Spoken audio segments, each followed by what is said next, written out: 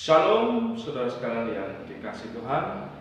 Kita menceritakan dalam 2 Raja-Raja pasal 6 ayat 24 hingga pasal 7 ayat 20, kota Samaria dikepung oleh musuh, yaitu tentara kerajaan. Bapak Ibu saudara sekalian, mereka mengepung dan mengunci pergerakan dari masyarakat di kota Samaria. Dan yang terjadi akibatnya apa? Di luar kota mereka terancam nyawanya. Di dalam kota mereka sedang mengalami krisis. Harga barang melonjak naik. Terjadi krisis ekonomi, kelaparan di mana-mana. Bahkan yang paling ngeri, krisis moral terjadi di mana dua orang itu bersepakat untuk makan anak mereka sendiri. Bapak Ibu, saudara sekalian, di saat seperti itu, mereka bukan mencari Tuhan. Mereka bukan meminta pertolongan Tuhan. Mereka bukan merendahkan hati meminta kemurahan mujizat Tuhan. Yang terjadi mereka malah menyalahkan Tuhan. Di dalam 2 Raja-Raja pasal 7, pasal 6 ayat 33 dikatakan, malapetaka ini datangnya dari Tuhan. Malapetaka ini karena disebabkan Tuhan.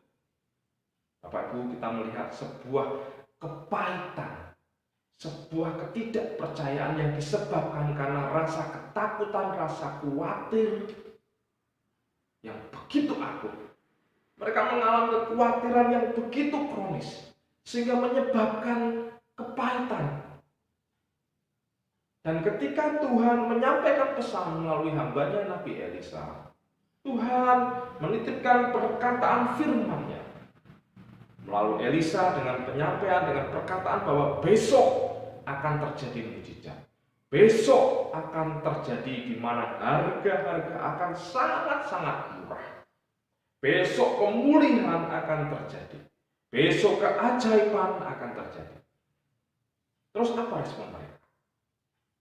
Dalam 2 Raja-Raja pasal 7 ayat 2, pengawal raja berkata, sekalipun Tuhan membuka tingkap-tingkap langit, sekalipun Tuhan membuat hujan berkat terjadi, hal seperti itu tidak mungkin. Pemulihan akan susah terjadi. Krisis akan masih ada. Kesengsaraan masih akan berlanjut. Bapak perhatikan bahwa ternyata khawatir yang begitu akut menyebabkan pesimis, menyalahkan Tuhan. Dan saya mau katakan Bapak Ibu saudara sekalian, khawatir kita semua memang mengalaminya. Tetapi hidup dalam kekhawatiran, dikuasai kekhawatiran, itu dosa. Itu dosa. Namun demikian, orang yang khawatir tidak percaya Tuhan. Orang yang khawatir meragukan firman Tuhan. Dan orang yang khawatir itu menganggap bahwa cara Tuhan tidak akan mungkin berhasil. Bapak Ibu saudara sekalian, perhatikan ini bahwa khawatir itu seolah-olah mengangkat perasaan kita, pikiran kita seolah-olah di atas firman Tuhan. Kita tahu bahwa firman Tuhan berkata Allah Maha Kuasa. Dia bisa berbuat apa saja. Tapi entah kenapa ketika rasa khawatir itu ada di dalam hati manusia, seolah-olah kekhawatiran ini akan memblok pemikiran dan membatasi Maha Kuasa Allah. Bapak Ibu saudara sekalian, kekhawatiran akan berkata, Tuhan, andai kata dulu aku mengalami ini, dulu Engkau menjawab pergumulanku seperti ini, hal seperti ini, keadaan seperti ini akan siap kami hadapi. Tuhan, cara itu akan susah Tuhan. Seandainya Engkau mendengar seluruh doaku, seandainya Engkau mendengar dan memahami pola pikir dan caraku, itu kemungkinan berhasil akan lebih. Bapak Ibu saudara sekalian, hari ini kalau kita khawatir, mari kita mengakuinya dan bertobat. Menyerahkan segala kehidupan dan pemikiran kita untuk mau tunduk kepada firman Tuhan. Bapak Ibu Saudara sekalian, mujizat Tuhan terjadi. Dalam kisah di kota Samaria itu, mujizat Tuhan terjadi. Pertolongan bagi orang Israel tidak datang lewat militer, lewat kerajaan-kerajaan besar seperti kerajaan Mesir, kerajaan Babel, dan sebagainya. Bukan. Kemenangan dan pemulihan orang Israel terjadi bukan lewat peperangan, tapi lewat orang kusta. Perhatikan cara Tuhan yang begitu ajaib.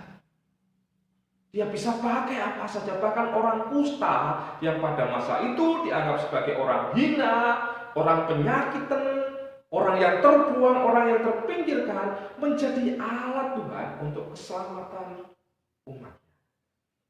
Dari kisah ini kita belajar bahwa Tuhan bisa pakai apa saja untuk menolong kita. Dia bisa pakai siapa saja untuk mendatangkan berkat-Nya untuk kita. Hari-hari ini di tengah masa seperti itu Tuhan bisa pakai siapa saja. Tuhan bisa pakai mungkin teman kita yang dulu bahkan kita kadang sudah lupa. Atau mungkin Tuhan pakai pemerintah, tetangga dan lain sebagainya sebagai alat untuk menolong kita. Intinya apa? Dia bisa pakai apa saja. Dia bisa pakai siapa saja. Yang paling utama mempercayai Tuhan, bukan mempercayai manusia. Terlalu sering kita mengandalkan Tuhan, caraku ini kalau Tuhan kerjakan, orang ini kalau Tuhan gerakkan untuk menolong aku pasti tuntas. Tapi ternyata cara Tuhan lain, cara Tuhan ajaib. Itu sebabnya mari kita belajar untuk berserah kepada Tuhan, menyerahkan seluruh hati bahkan perasaan kita. Kita mau jujur aku semuanya kepada Tuhan. 1 Petrus 5 ayat 7 berkata bahwa serahkanlah segala kekhawatiranmu kepadanya, sebab Ia yang memelihara kamu. Tuhan sanggup memelihara kita. Dia ciptakan kita dengan begitu ajaib, dengan begitu indah. Bahkan Alkitab sendiri mengatakan rancangan Tuhan adalah rancangan damai sejahtera, bukan mencelakakan kita. Mari kita berkata bahwa sungguh indah, sungguh ajaib rencanamu Tuhan, rancanganmu Tuhan, perbuatan-perbuatanmu yang besar terjadi dalam hidupmu. Kalau Tuhan izinkan masalah terjadi, mari kita berserah pada Tuhan. Masalah pasti berakhir. Kasih setia Tuhan tak pernah berakhir. Dia akan selalu menolong kita. Dia akan selalu memelihara kita. Ini firman-Nya. Serahkanlah segala kekhawatiranmu kepadanya, sebab Ia memelihara kamu. Amin. Tuhan Yesus memberkati.